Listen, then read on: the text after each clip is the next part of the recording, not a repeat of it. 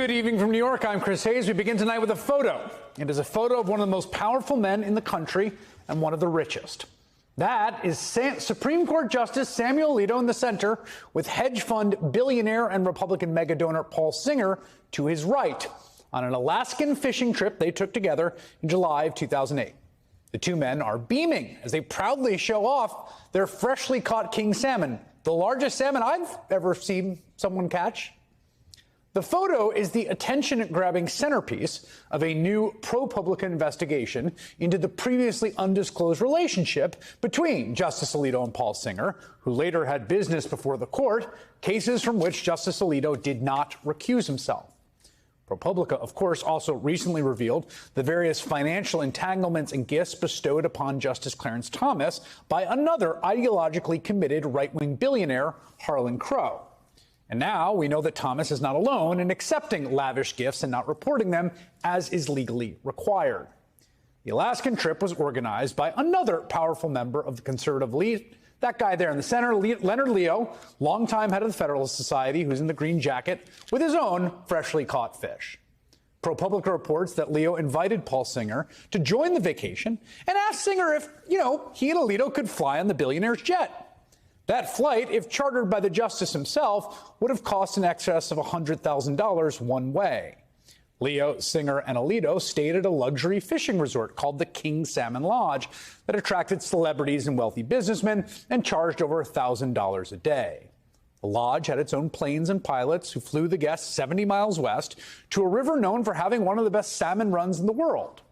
On another day, they flew to a waterfall in a national park where bears catch salmon from the water with their teeth.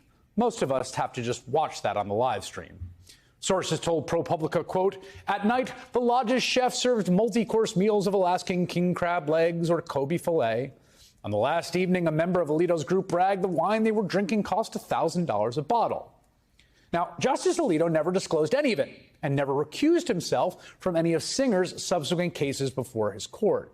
As one expert explained, quote, "If you were good friends, what were you doing ruling on his case? And if you weren't good friends, what were you doing accepting this?" referring to the flight on the private jet. Now, Samuel Alito desperately tried to get ahead of this very story last night before the actual ProPublica article came out, Alito publishing an op-ed in the Wall Street Journal alleging that, quote, "ProPublica misleads its readers," which is kind of funny because, well, no one had read the story yet. No one even knew it was coming out except for the folks at ProPublica and Justice Alito, who ProPublica had asked for comment. The document that he published is an extremely bitter defensive prebuttal, arguing that Paul Singer is somehow neither a friend nor someone giving him a gift. Quote, "My recollection is that I have spoken to Mr. Singer on no more than a handful of occasions, all of which, with the exception of small talk during a fishing trip 15 years ago, consisted of brief and casual comments at events attended by large groups." Alito goes on to downplay the luxuriousness of the resort where they stayed, calling it, and I like this turn of phrase, a comfortable but rustic facility where the meals were home-style fare. He claims to be unable to recall whether the group at the lodge was served wine, but if there was wine, it was certainly not wine that cost $1,000. Alito insists that there is no real way to quantify the value of the private jet flight on Paul Singer's private jet because, and I quote, "Singer and others had already made arrangements to fly to Alaska when I was invited shortly before the event, and I was asked whether I would like to fly there in a seat that, as far as I am aware, would have otherwise been vacant." Well, that makes sense, right? Of course, that's why airlines allow you to just hop on board for free if they happen to have any open seats that would otherwise be vacant, right? Crucially, Justice Alito alleges there is no way he could have even known that Paul Singer was involved in the cases that came before the court. Quote, "Singer was not listed as a party in any of the cases listed by ProPublica. Because his name did not appear in these filings, I was unaware of his connection with any of the listed entities, and I had no good reason to be aware of that." Well, I mean, you had Google.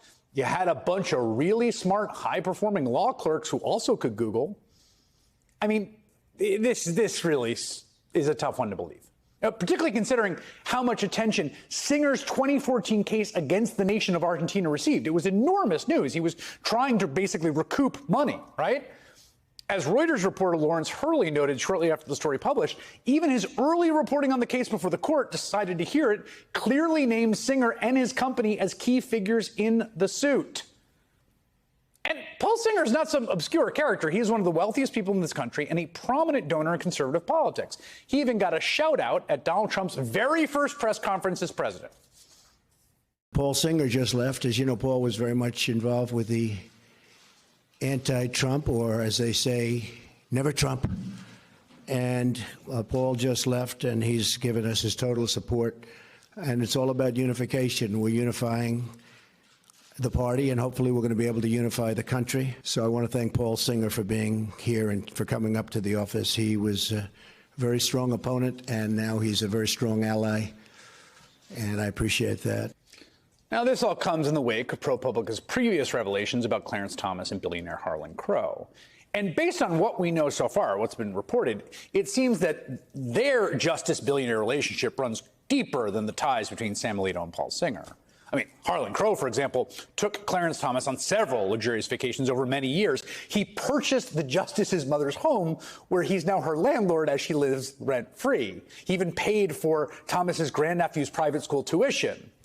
But there's a commonality here. Both relationships do have the same contours. Crucially, Leonard Leo, head of the Federalist Society, oh, there he is again. He's a common thread. He's pictured here. Remember this painting of Crow and Thomas and the rest hanging out? He's second from the left in this painting, depicting one of Thomas's many visits to Crow's upstate New York resort. And both stories involve ritzy, glamorous gifts from right-wing billionaires with enormous, obvious ideological and, in some cases, material interest before the court. It is obvious, apparent to everyone that these relationships, trips such as these, are a form of soft lobbying, a form of influence peddling. Anyone with any sense, don't even have to be a lawyer, but as Supreme Court justice should have, would understand that. Why are they taking me on this lavish trip to go fish for king salmon? Little me? You would understand that, and you either would not go along with it, or at a minimum, you would disclose it. Once again, we know that is not happening here because these justices view themselves, apparently at least, as existing above the law, and certainly above the norms and rules that guide the other members of the federal judiciary. That will likely remain the case. I mean, you know, what are we going to do? Unless outside forces like Congress begin to impose real restrictions, and they might be able to. One of the most outspoken congressional critics of these ethical violations, Senator Dick Durbin of Illinois, chair of the Judiciary Committee, has largely deferred to the court of the police himself. But after this article, he gave perhaps his strongest condemnation yet in response to the new reporting.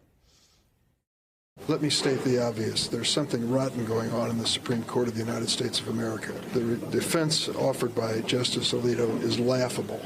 Laughable. I took that seat on the jet plane and didn't feel like I had to report it because it was going to be empty anyway. Give me a break. There is no reason why the highest court in our land should have the lowest ethics in our government. One of the few rules the justices do have to follow is the yearly publication of their financial disclosure forms, although, of course, as we've been learning, they often leave things out. We are still waiting on those disclosures from both Justice Alito and Justice Thomas, who, interestingly enough, have received 90-day extensions.